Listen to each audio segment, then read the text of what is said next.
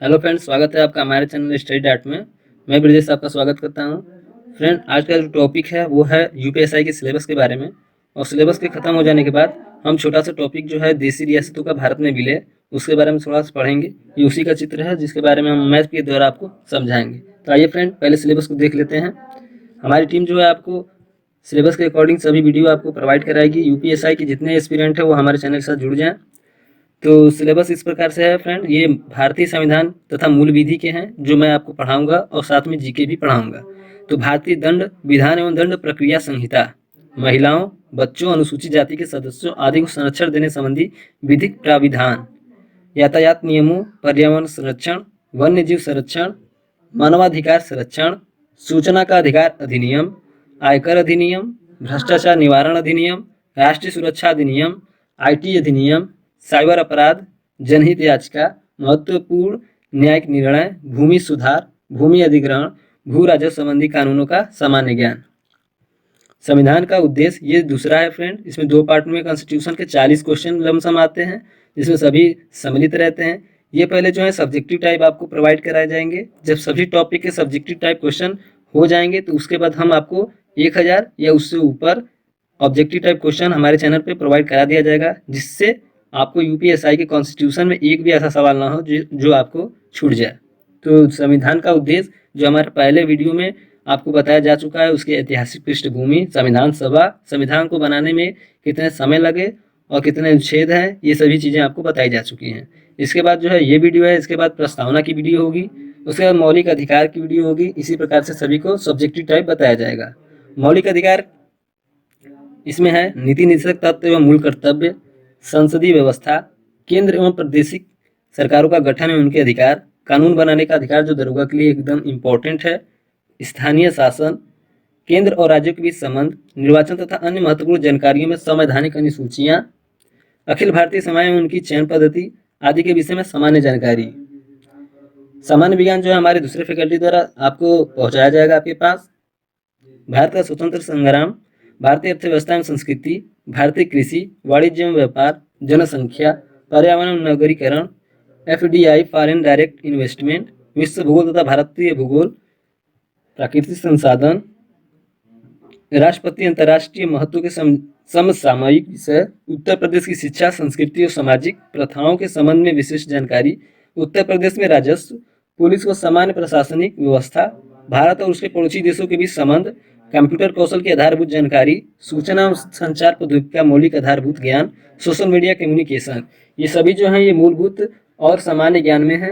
संविधान के मूलभूत जो हैं वो यहाँ से लेकर यहाँ तक है, और उसके बाद जो हमने लास्ट में बताया वो सभी सामान्य ज्ञान के अंतर्गत आते हैं। तो आज का जो वीडियो होगा आपके लिए इम्पोर्टेंट होगा। देशी रियासतों का भारत में विलय, मतलब वो कौन से देशी रियासत थे जिनको भारत में विलय हुआ, सम्मिलित किया गया और उनको किस प्रकार से भारत में मिलाया गया, उसके बारे में देखेंगे।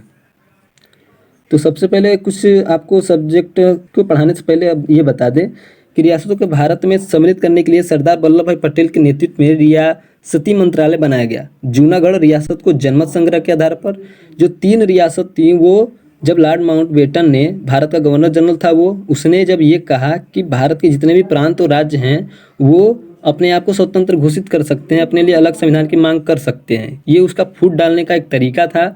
उसने बोला कि हम ब्रिटिश अब भारत को छोड़ के जा रहे हैं, अतः उन पर किसी का शासन नहीं है, वो जब चाहे तब स्वतंत्र हो सकते हैं तथा अपने अलग देश की मांग कर सकते हैं। इस बात को सिर्फ 3 राज्यों ने माना, उसमें से हैदराबाद पहला, दूसरा था जूनागढ़, तीसरा था जम्मू कश्मीर। तो जूनागढ़ को जनमत संग्रह के आधार पर अपने मिला लिया गया, हैदराबाद को रियासती और पुलिस कार्रवाई के माध्यम से अपने आप में मिला लिया गया, यानी भारत में मिला लिया गया। जम्मू कश्मीर रियासत को विलय पत्र पर हस्ताक्षर के द्वारा भारत में मिला लिया गया। जम्मू कश्मीर को विलय पत्र, जो तत्कालिक राजा थे वो हरि सिंह थे, उनके द्वारा विलय पत्र पर हस्ताक्षर के द्वारा मिला लिया गया।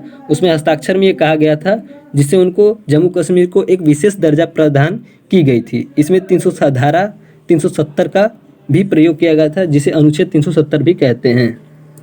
ठीक है फ्रेंड, तो आइए मैप के द्वारा इसको जरा हम देखते हैं, समझने की कोशिश करेंगे। आपको रेड कलर में दिखता होगा बाएं साइड में, ये जो है ये जूनागढ़ है। वर्तमान समय में ये गुजरात में पड़ रहा है फ्रेंड्स। ये जो है ये आपका हैदराबाद है। इन दोनों को भारत में मिलाया जाएगा जो संपूर्ण रूप से भारत का हिस्सा है, और इन्हें कभी भी ये आज़ादी नहीं दी जाती है। भाग 1 के और भाग 1 में ये कहा गया है कि भारत जो है संघ देश है और इनके राज्यों के साथ किसी प्रकार के हस्ताक्षर नहीं हुए हैं कि ये भारत के हिस्से नहीं हैं और भारत के ही ये भाग हैं। और इन जिस प्रकार से अमेरिका के राज्यों को एक रूप में मिलाकर संयुक्त राज्य अमेरिका बनाया गया, भारत जो है संघों का राज्य है और इसे प्रांतों में इसलिए बांटा गया है जिससे प्रशासनिक सुविधा को आसानी से पहुंचाया जा सके। बात सबसे ज़्यादा फंसती है फ्रेंड जम्मू कश्मीर में। ये जम्मू कश्मीर है, आप इसे जानते होंगे, बहुत ही मुद्दा ये स्पेशल हो चुका है। जो तैयारी एस्पिरेंट्स हैं उनको तो ये जानकारी होनी ही चाहिए।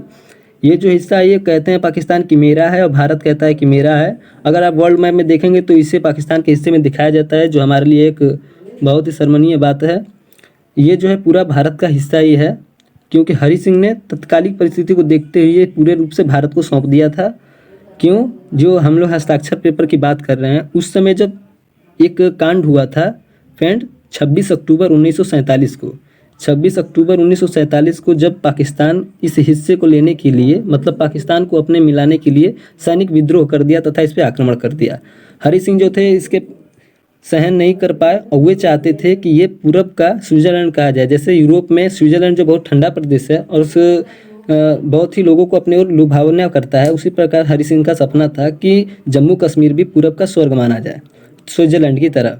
तो पाकिस्तान चाहता था कि अपने मिला ले, हरि सिंह नहीं चाहते थे कि वो पाकिस्तान में मिले जम्मू कश्मीर। तो वो जब आक्रमण कर दिया तो अपने सहयोग के लिए उन्होंने तत्कालिक प्रधानमंत्री, जो भारत में लॉर्ड माउंटबेटन ने पंडित जवाहरलाल नेहरू को प्रधानमंत्री कहा था, ये फ्रेंड दिल्ली है, दिल्ली में रहते थे उस समय, इन्होंने सैनिक सहयोग की मांग की। तो प्रधानमंत्री ने उन्हें सैनिक सहयोग देने की बात की, लेकिन उन्होंने कहा कि आप एक हस्ताक्षर कीजिए जिसमें आप अपने राज्य को, अपने देश को हमारे देश भारत में विलय कर लीजिए, मिला लीजिए। तो उन्होंने ये बात पे हस्ताक्षर कर दी तथा इसके लिए निम्न प्रावधान रखे। उन्होंने धारा 370 की भी मांग की, जो आज हटा दिया गया है, और भारत पूर्ण रूप जम्मू कश्मीर पूर्ण रूप से भारत का हिस्सा है, राज्य है। इसमें केंद्र शासित प्रदेश, केंद्र शासित है, इसमें केंद्र का सरकार चलता है। ठीक है फ्रेंड, तो हरि सिंह ने ये करके इसे पास कर दिया और जो है जम्मू कश्मीर को अपने में शामिल कर लिया। ये घटना कब हुई थी? ये घटना हुई थी फ्रेंड 26 अक्टूबर 1947 को। 26 अक्टूबर 1947 को, इसे याद रख लीजिएगा फ्रेंड। आगे देखते हैं। आगे जो फ्रेंड है उस संघ और उसका राज्य क्षेत्र है। भारत राज्यों का संघ है, जो हम आपको बताए थे, जिसमें संप्रति 29 राज्य और 7 केंद्र शासित प्रदेश है। ये रॉन्ग है फ्रेंड, इसमें 8 केंद्र शासित प्रदेश है, जिसमें से क्या है, जम्मू कश्मीर भी हमारे में शामिल हो गया। अनुच्छेद 1 में कहा जाता है भारत अर्थात इंडिया राज्यों का संघ होगा। राज्य और उनके राज्य क्षेत्र वे होंगे जो अनुसूची में निर्दिष्ट होंगे।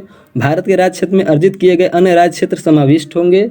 अनुच्छेद 2, भारत की संसद को विधि द्वारा ऐसे निबंधों और शर्तों पर जो वह ठीक समझे संघ में नए राज्य का प्रवेश या उनकी स्थापना की शक्ति प्रदान की गई है।